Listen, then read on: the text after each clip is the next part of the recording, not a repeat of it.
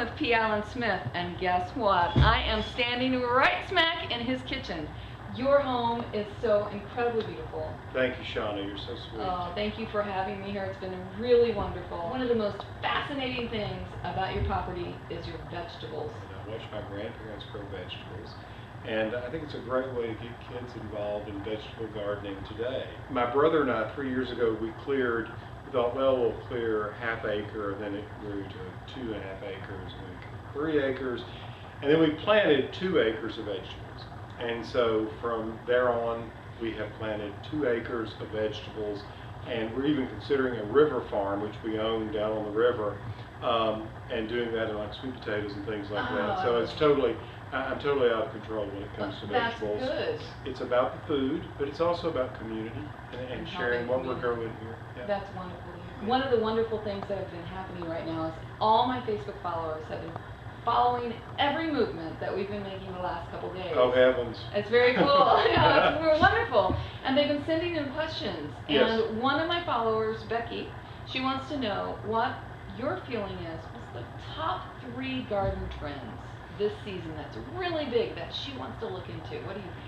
Well, I mean, I certainly think, Shawna, that food is so important. People are really getting into growing their own food. And, you don't have to have a lot of space to grow a lot of food. You can grow a tremendous amount of herbs, for example, in containers.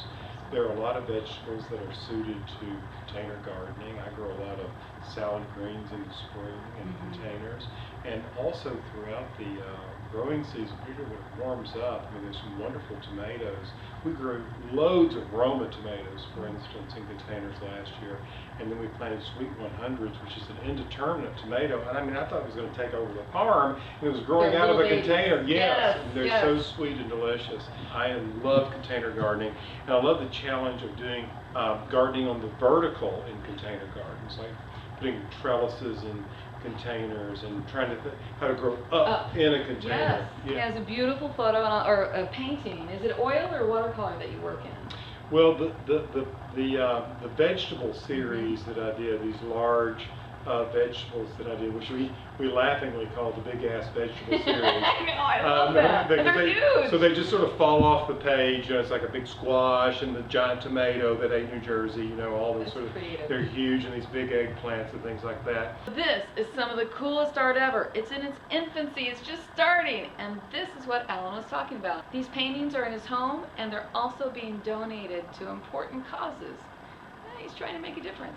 Lastly, I have to ask you, what does the P stand for in P. Allen Smith? That's what everyone's been asking me. They want the story. Well, my grandmother always said that the P stood for potential. The P stands for Paul.